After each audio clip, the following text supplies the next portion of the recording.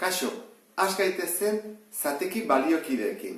Baliokideak esan nahi du balio berdinekoa, baina kasu honetan zifrak aldatuz. Izan daitezke zifrak komplikatuagoak edo simpleagoak, baina balio berdina eduki behar du. Orduan, guk hori nola konprobatu dezakegu? Bide bat izan daiteke marrazkian berdina baldin bada, zatia. Orduan, hemen ditut 3 kaso jarrita, 3 laurden, 6 zortziren eta 5 seiren. Orduan, marraztu dezagun. 3 laurden zenbat da? Lau zatitan egin, erdia eta gero bakoitza erditan, eta 3 hartu. 1, 2, 3, horrein iristen da. 6 zortziren, 6 zortziren egin bat dut erdia, erdiaren erdia, eta gero bakoitza bitan. Hemen daude zortziak, 6 hartu berritut. 1, 2, 3, 4, 5, 6. Eta 5 seiren, 6 zatitan egingo dut. Lehenengo erdiak. Eta bakoitza 3tan. 1, 2, 3, 1, 2, 3. Eta 5 hartu. 1, 2, 3, 4, 5. Kasu honetan, zein dira baliokideak? Baliokideak izango lirateke 3 laurden eta 6 zortziren. Zergatik? Luzera berdina dutelako biak. 5 seiren zer da? Handiagoa, gehiago hartzen du. Beste mota bat, adibidez, erdi bat. Erdia, askotan jarri dugu bezala horrela da, ezta? Hori da erdia. Bere baliokide bat, zein izan daiteke?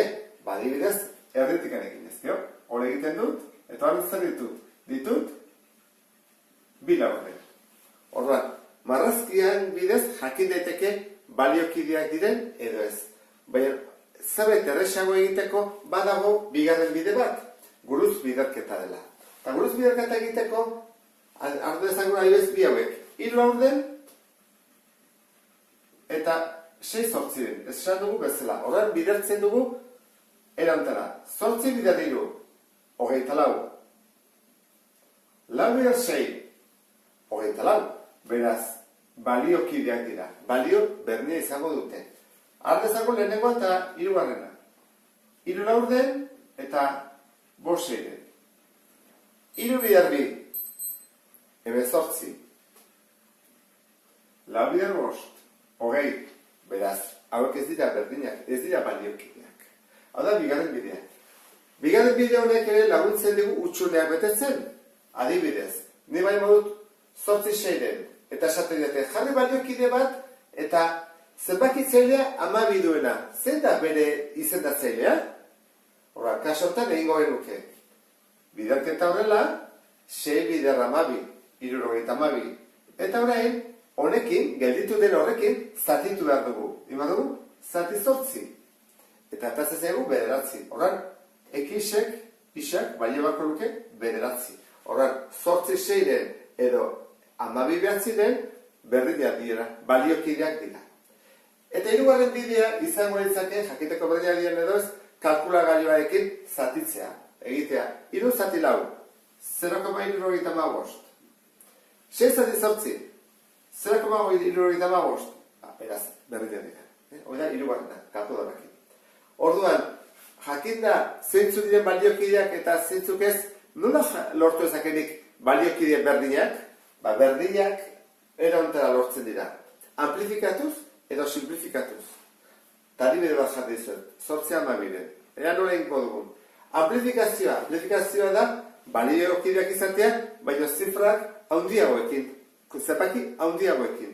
Orduan, erabaki behar dugu, gure dugu zenbakiarekin bidertzea. Adibidez, nik erabaki dezaket biderbi egitea. Ondo, biderbi ingo dut goikoa eta bekoa.